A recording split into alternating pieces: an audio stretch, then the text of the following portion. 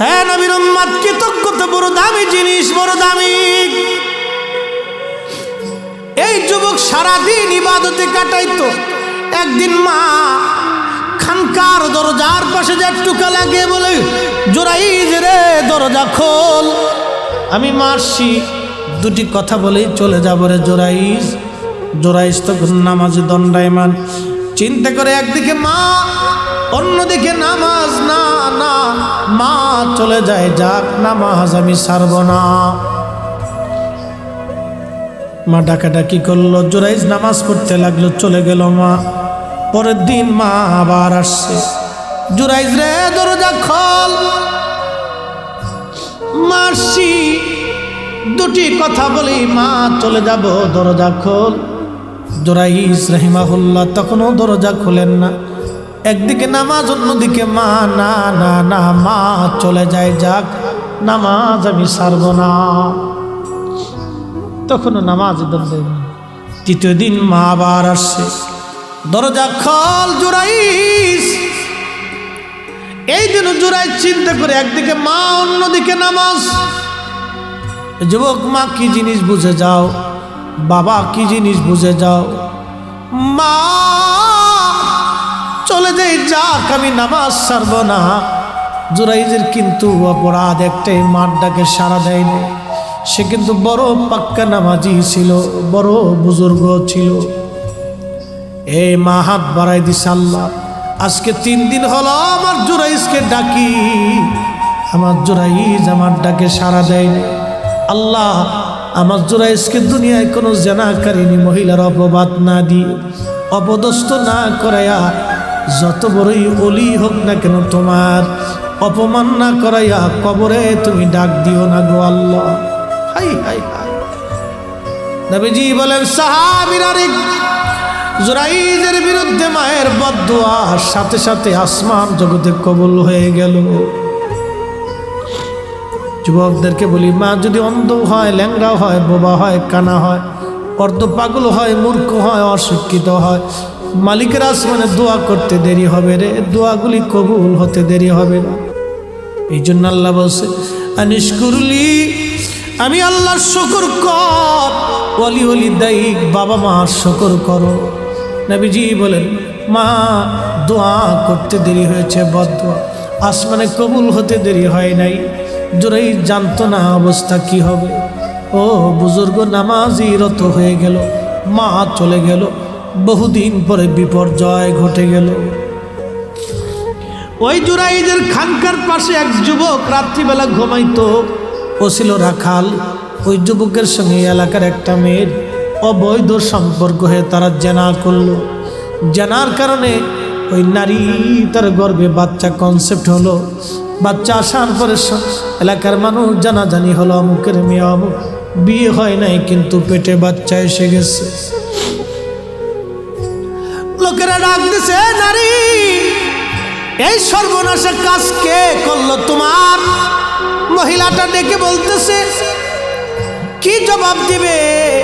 সে গোপনে রাখালের কাছে এসে বলল, রাখাল, তোমার কারণে আজকে আমি অন্তঃসত্ত্বা হয়ে পড়েছি, সর্বনাশ হয়েছে। এ রাখাল, আমার এ বাচ্চার পিতৃ পরিচয় কি হবে বলো? রাখাল ডাক দিয়ে বলতেছে, দেখো, আমার কথা যদি বলো মানুষ তোমাকে মেরে ফেলবে, আমাকেও মেরে ফেলবে, কারণ আমি কৃতদাস, সমাজে আমার কোনো দাম নাই। তুমি যাও, যাই মানুষকে বলো, ওই যে দেখো বুজুর্গ জোরাইজ 3 রাত 24 ঘন্টা ইবাদতে কাটায়, মানুষ থেকে খুব বিশ্বাস করে, মানুষ থেকে খুব ভালোবাসে, মানুষ তার জন্য খাবার নিয়ে যায়, খানকা বানিয়ে দিয়েছে। জোরাইজের কথা বললে তুমিও বাঁচবা, জোরাইজও বাঁচবে। মেয়েটা রাজি হয়ে গেল। সমাজকে বলল, আপনারা যাকে অনেক বড় বুজুর্গ মনে করেন, এই জোরাইজ আমার সর্বনাশ করেছে, তার খানেকার ভিতরে নিয়ে আমার সঙ্গে জেনা করেছে, এই জেনার কারণে আমার গর্ভে বাচ্চা এসে গেছে। যুবকরা লাঠি নিয়ে জোরাইজের খানেকা আক্রমণ করলো, মারতে লাগলো, আগুন দিয়ে পুড়িয়ে দিল। জোরাইজ বলল, যুবকরা কেন মারো? বলে, তুমি অনেক বড় ভণ্ড, অমুক নারীর সঙ্গে তুমি জেনা করছো। জোরাইজ বলে, আল্লাহর কসম করে বলি, জীবনে কোনো দিন আমি তাকে দেখি নাই, জেনা তো দূরের কথা, কথা তো সত্য, কিন্তু মহিলা তো বলে ফেলছে। ওই যে মা বদদোয়া করেছিল, মায়ের বদদোয়া রব্বে কারিমের দরবারে কবুল হয়ে গেছে। যুবকরে, মা এমন জিনিস, বাবা এমন জিনিস, খোদার দরবারে হাত বাড়াইতে দেরি হবে, কবুল হতে দেরি হবে না। আল্লাহ বলেন, ইম্মা ইয়াবলুগান্না ইনদাকাল কিবার আহাদুহুমা আও কিলাহুমা ফালা তাকুল লাহুমা উফ। ইম্মা ইয়াবলুগান্না ইনদাকাল কিবার, তোমার বাবা মা যখন বুড়া হবে, বৃদ্ধ হয়ে যাবে, এমন আচরণ তুমি করিও না যে আচরণে তোমার বাবা মা উহু শব্দটা পর্যন্ত করে বসে। লোকেরা ধরে নিয়ে গেছে, জুরাইস বলো তুমি কি জেনা করছো? জুরাইস বলে না। কথা তো সত্য, জুরাইস তো জেনা করে, সে তো আল্লাহর ওলি, সে ইবাদতে কাটাচ্ছে, কিন্তু মায়ের বদদোয়া তো কবুল হয়ে গেছে। জুরাইস সন্তান প্রসব হওয়ার পরে কোর্ট আদালত আবার বসছে।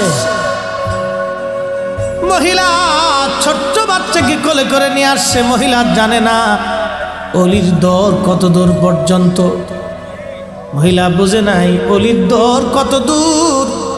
ছোট্ট বাচ্চাকে কোলে করে নিয়ে আসছে। জুরাইস বুখারীর কিতাবুল আম্বিয়াতে আসছে।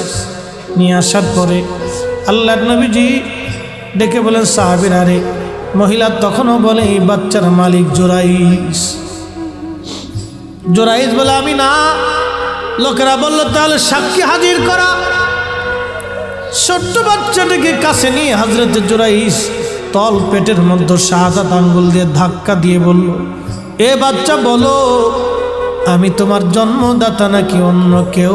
বাচ্চার জবান খুলে গেল।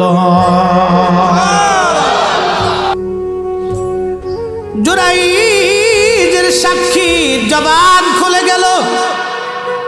দুধের বাচ্চা ডেকে বলে, এ মানব, জুরাইজ আল্লাহর ওলি, তার কোনো দোষ নাই, আমি তার মাধ্যমে দুনিয়াতে আসি নাই। অমুক রাখাল জুরাইজের খানকার পাশে থাকতো, ওই রাখালের মাধ্যমে আমি দুনিয়াতে আসি।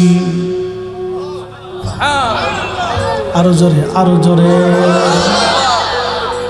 যে যুবকরা জুরাইজকে মেরেছিল, আচ্ছা এই দৃশ্য দেখার পরে কেউ কেউ স্থির থাকতে পারে?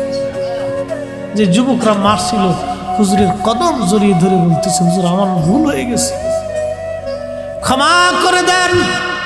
আপনি যদি বলেন আপনার খানেকা আগুন দিয়ে পুড়িয়েছি, সোনা দিয়ে বানাই দিব।